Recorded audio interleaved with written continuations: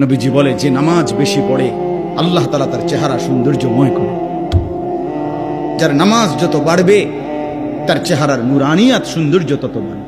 হোক না সে কালো, হোক না সে নিগ্রু, কিন্তু তার চেহারা মায়াময়। বেলাল তো ছিল কালো, আল্লাহ তাআলার কাছে দামি। আবু লাহাব তো ছিল শুধু সুন্দর না, সুন্দরের আব্বা, সুন্দরের আব্বা। আবু লাহাব শব্দের অর্থ হইল সুন্দরের বাপ।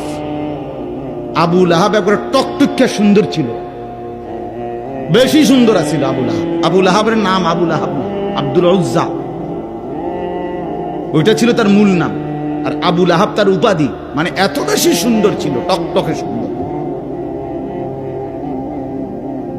অথচ সে আল্লাহ তাআলার কাছে কি পরিমাণ ঘৃণিত!